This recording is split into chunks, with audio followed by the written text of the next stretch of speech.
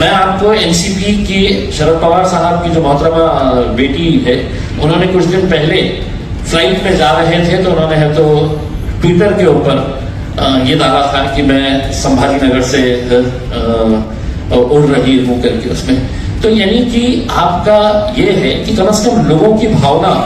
को आप समझते कि लोग क्या चाहते हैं करके, लेकिन आपकी राजनीति की वजह से आप ये जो फैसले कर रही है, मैं कड़ी निंदा करता हूँ ये तमाम राजनीतिक पार्टियों की, कांग्रेस की, एनसीपी की, और मैं चाहूंगा कि उनके लीडर्स, जितने भी बड़े बड़े लीडर्स हैं, उन्होंने साफ शब्दों के अंदर ये कहना चाहिए, चाहे वो शरद पवार साहब हो, सुप्रिया सुले मैडम हो, अजित पवार दादा हो,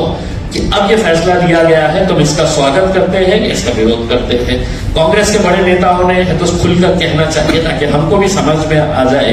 कि आप लोग जब सत्ता में रहते हैं तो आप क्या करते हैं और सत्ता के बाहर चले जाते हैं तो आप क्या करते हैं। है इसके अंदर आपसी जो लड़ाई है, पहले है तो उद्धव साहब की जब सरकार थी कांग्रेस और एनसीपी के साथ में, तब उन्होंने है तो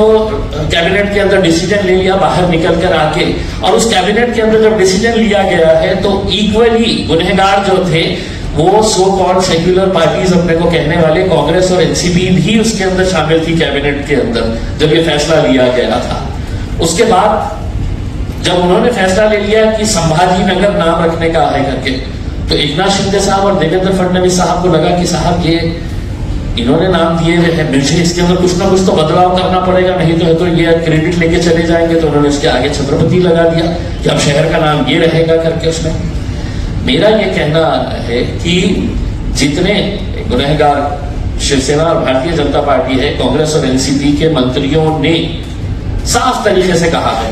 मैं ये यकीनन आप लोग ये सवाल करेंगे और उसका जवाब मेरा देना जरूरी इस वजह से है कि मैं उस क्षेत्र से आता हूं जहां पर सरकार ने कल एक नई छेड़ कर दी है कि हम औरंगाबाद शहर का नाम बदल दिए हैं करके। हमने हमेशा से ही इस तरह की जो सरकार की कोशिशें रह रही है कि किसी सड़क का नाम बदल दो, किसी बगीचे का नाम बदल दो, किसी रेलवे स्टेशन का, एयरपोर्ट का नाम बदल दो, शहरों के नाम बदल दो। देखिए, मुद्दों का हमने पहले से ही विरोध किया है और इसलिए किया है कि इतिहास अच्छा हो सकता है, इतिहास बुरा हो सकता है। आप इतिहास के पन्नों को किताबों से फाड़ सकते हैं, आप अपने बोर्ड को वहां से हटाकर अपना बोर्ड लगा सकते हैं, लेकिन इतिहास इतिहास है। औरंगाबाद शहर एक तारीखी शहर है, हिस्टोरिकल वर्ल्ड ओवर एक इंपॉर्टेंट शहर है पूरी दुनिया के अंदर। पूरे वर्ल्ड में अगर 2 वर्ल्ड हेरिटेज मॉन्यूमेंट्स कहीं पर है तो वो हमारे औरंगाबाद के अंदर है। आप कितना कन्वीनियंटली है तो शहर का नाम बदल देते हैं, उसका रिपरकशंस, उसका इम्पैक्ट क्या होने वाला है, फाइनेंशियल इम्प्लीकेशन कितना होने वाला है। जो हमारे स्टूडेंट्स हजारों की संख्या के अंदर बाहर पढ़ने के लिए गए हैं, उनको अब कितनी दिक्कतों का सामना करना पड़ेगा, सारे डॉक्यूमेंट चेंज करने पड़ते हैं। तो ये सब चीजों को देखते हुए हम इसका विरोध पहले से भी करते आए हैं। हमने तो औरंगाबाद के अंदर एक भव्य मोर्चा भी निकाला था and people from all cast, religion, सभी लोग उस मोर्चे के अंदर शामिल हुए थे जिन्होंने ये कहा था कि नहीं, हमको औरंगाबाद शहर का नाम ही रखना है करके। आज सरकार के पास आंकड़े हैं, आज सरकार के पास नंबर्स है, हुकूमत है, तो एक तरीके से डिक्टेटरशिप हो गई है कि लोगों को कॉन्फिडेंस में लिए बिना भाई मेरे शहर का फैसला मेरे शहर की जनता तय करेगी, ना कि मुंबई में बैठे हुए उद्धव ठाकरे साहब करेंगे, ना एकनाथ शिंदे साहब करेंगे, ना देवेंद्र फडणवीस साहब करेंगे। इसमें आप कम से कम आके हैं तो हमारी जनता से, औरंगाबाद में रहने वाले लोगों से, उनसे ये पूछिएगा। उसमें अब चूंकि नाम बदल चुके हैं आपने, तो मैं आपसे ये सवाल करना चाहूंगा कि आपने इस शहर के लिए, अब चूंकि इतने महान शख्सियत के नाम के ऊपर आपने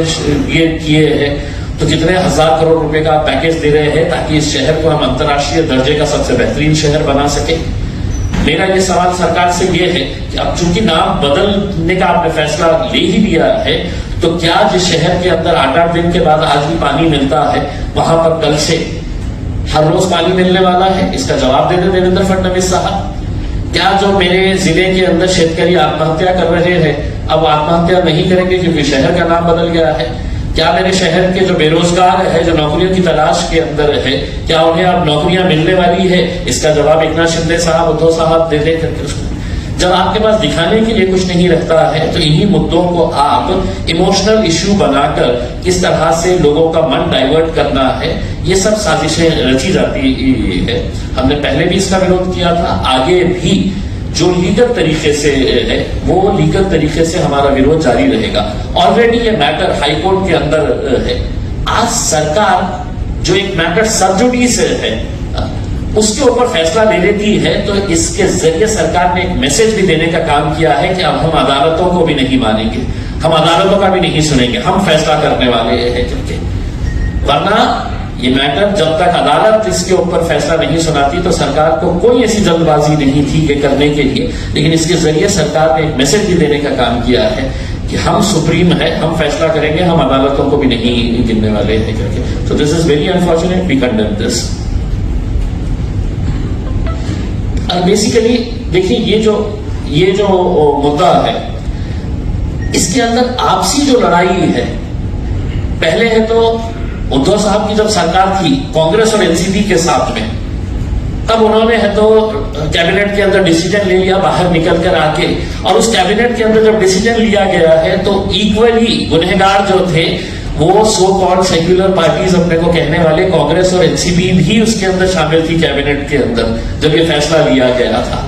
उसके बाद जब उन्होंने फैसला ले लिया कि संभाजी नगर नाम रखने का है करके,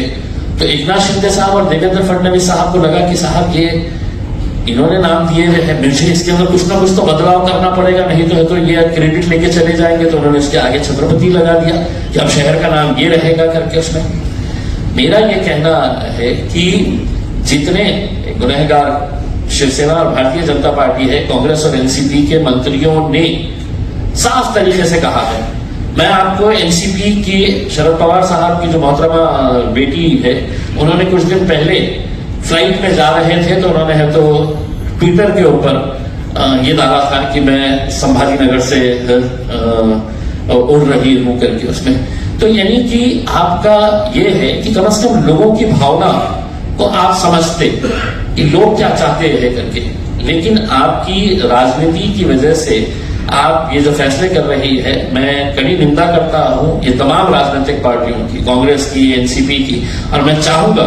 कि उनके लीडर्स जितने भी बड़े बड़े लीडर्स हैं उन्होंने साफ शब्दों के अंदर ये कहना चाहिए, चाहे वो शरद पवार साहब हो, सुप्रिया सुले मैडम हो, अजित पवार दादा हो, कि अब ये फैसला लिया गया है तो हम इसका स्वागत करते हैं या इसका विरोध करते हैं। कांग्रेस के बड़े नेताओं ने है तो खुलकर कहना चाहिए ताकि हमको भी समझ में आ जाए कि आप लोग जब सत्ता में रहते हैं तो आप क्या करते हैं और सत्ता के बाहर चले जाते हैं तो आप क्या करते हैं करके। We have always condemned that and we will continue to raise a voice and protest against this. Thank you.